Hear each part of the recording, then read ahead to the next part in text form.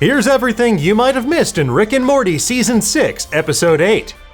Welcome back, Rick and Mortficianados, to our weekly breakdown of Rick and Morty. Between going super meta by shattering the fourth wall and changing the show's meta by removing portal travel for a time, Rick and Morty's sixth season has been one of change, growth, and reinvention. It's a season about finding balance between the so-called classic style of episodes in earlier seasons and continuing to evolve these characters to keep them fresh after 6 seasons of storytelling.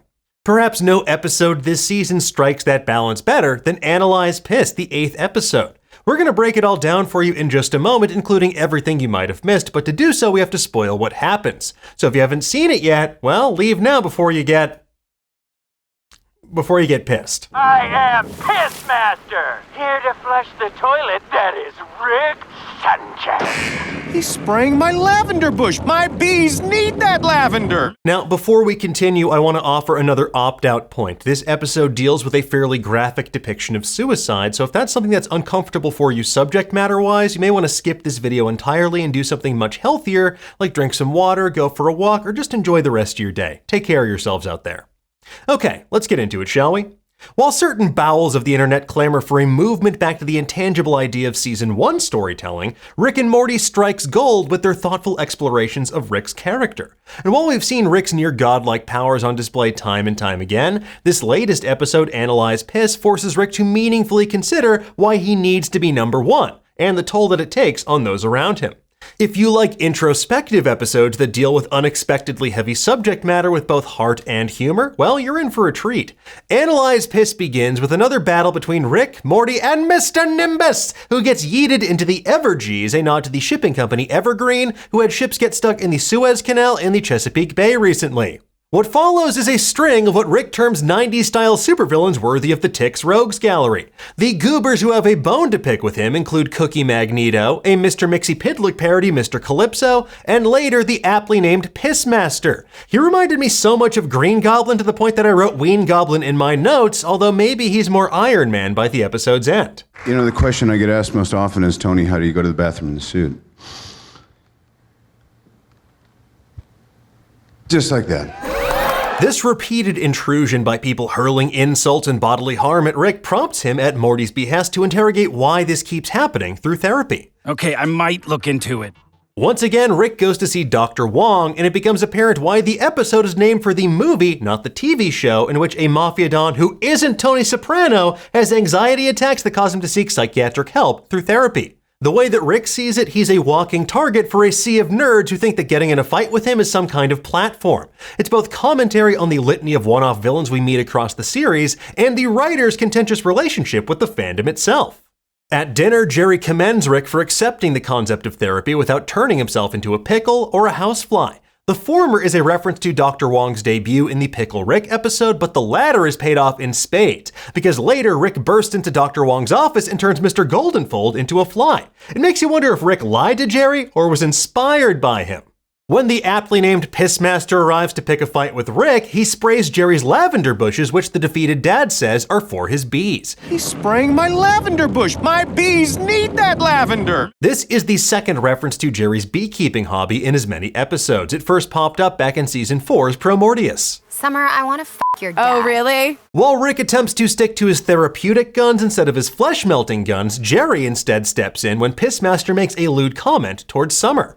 What follows is an incredibly uncomfortable fight as these two grown men tussle in the streets. Eventually, Jerry emerges the victor, beating Pissmaster into a pulp master with their neighbor Jean's lawn flamingo. That's my dad. That's my f***ing dad. Whereas Rick would usually get reproached by the rest of the family, Jerry is celebrated for defending his daughter and becomes the main character on social media as #FlamingoDad. What starts with simple odd-numbered BuzzFeed listicles soon evolves into Jerry getting recruited by a galactic council that imbues him with raw power for having a pure heart. Whoa, it's sticky. As the family's resident orb guy, Rick is goaded into helping Jerry turn his power into an Iron Man-esque suit, which is hilarious because earlier in the season, Rick pretended not to know who Tony Stark is. Hey, remember like a second ago when you pretended not to know who Iron Man was? Who is that for? Shush, Morty. While Rick takes the high road, Jerry takes the Heil road and finds himself confronting a council of space Hitlers. Modeled after the Legion of Doom, you can see Gorilla Grodd Hitler, the Rittler, Pradolf Mantler, Blobfishler, Old Hitler, Three-Eye Dolph, and a robot I'm calling Brain Dolph. I'm sorry, are we just letting in all Hitlers now? When Jerry nukes the planet with 0 civilian casualties, it's almost more than Rick can bear. Despite Jerry preventing countless holocausts, Rick's pettiness and jealousy consume him. His underlying need to be liked, or at least acknowledged as being great, and his frustration with constantly being told to be careful with his own immense cosmic power can't help Rick see the forest for the tree Hitlers. Also, in case you missed it, one of the commenters on the live stream coverage of Flamingo Dad's heroics is a bee writing Herdy's into bees. Summer, I want to your dad. Oh, really? But back to the matter at hand. For a time, therapy does seem to be working for Rick. Through interrogating his motives with Dr. Wong, he finds a peaceful equilibrium. He remains unbothered when some dork named Mr. Stringbean tries to attack him at the family Space Mitsubishi event. Rick's peaceful exterior, though, quickly transitions to ennui as he drinks away the day at a local bar. When someone at the bar makes fun of Pissmaster by asking who could relate to being that much of a piece of shit, Rick has maybe his biggest epiphany yet. He can. It isn't subtle. Literally everyone this episode has called him a massive piece of shit, or worse in Mr. Nimbus's case. Realizing what his would-be nemesis is going through, Rick drunkenly makes his way to Pissmaster's apartment with a six-pack, only to find him bleeding out in the bathtub. Unfortunately, even for a super genius like Rick, he can't save this man's life. Pissmaster completed suicide, and it's one of the most stark and heartbreaking sequences in the show's history. It also shows the unintended consequences our actions can have on others. Pissmaster was desperate to prove to the world that he mattered. He took an aggressive, confrontational approach that found him on the wrong end of talk shit to get hit. And what could have been an embarrassing but humbling episode was instead broadcast, replayed, and amplified across an entire universe where everyone dunked on him to the point that he saw taking his own life as the only way out. It's a horrifying and heartbreaking sequence when Rick realizes what's happened here. It quite literally sobers him up, and it's made 10 times worse by Pissmaster's daughter coming to the door to basically do a wellness check on her dad. While Rick may feel intellectually superior to the people he encounters and joke about being emotionally stunted, even he isn't impervious to this young woman's helpless concern for her father. To make matters worse, Pissmaster's suicide note explicitly blames Jerry for driving him to take his own life. He says that all he ever wanted to do was succeed in spite of the people who wanted to see him fail. And so, in a sequence that seems to heavily draw inspiration from Iron Man, Rick crafts a new suit of armor to not only spare Jerry's feelings, but try and redeem Pissmaster's legacy as well, at least in the court of public opinion. Yo, Pissmaster, you saving that cat to make people forget you suck? Nope, just saving it to save it. Okay, we got nothing. By and large, Rick succeeds at being genuinely morally good when he puts his ego aside. From saving a woman from an alleyway mugging to making a piss skating rink for LA Children's Hospital, Rick makes a difference in people's lives in the grossest way possible. As beneficial as it may be for Rick's mental health to put on the suit of his enemy, striving towards this platonic idea of moral correctness or goodness seems to be a Sisyphean task.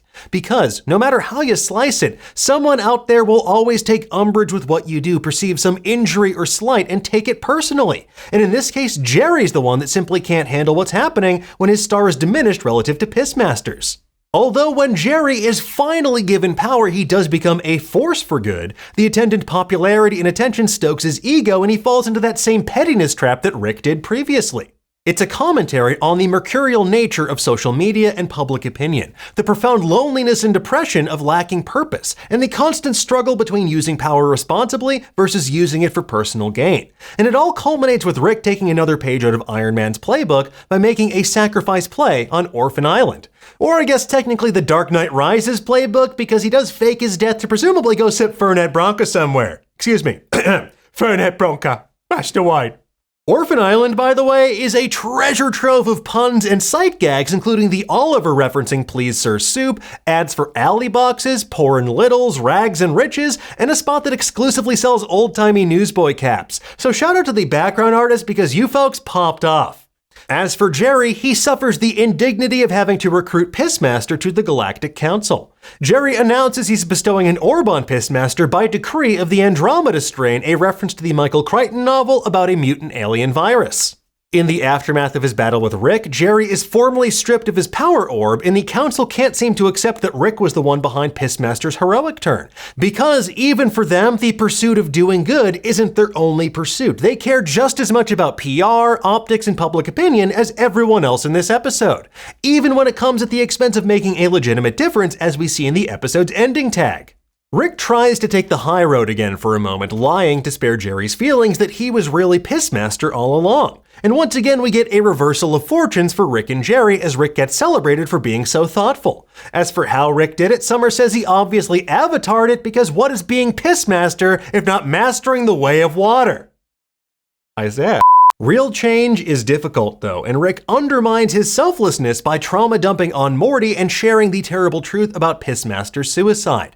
It brings us back to a form of status quo, but it doesn't quite undo the growth of this episode.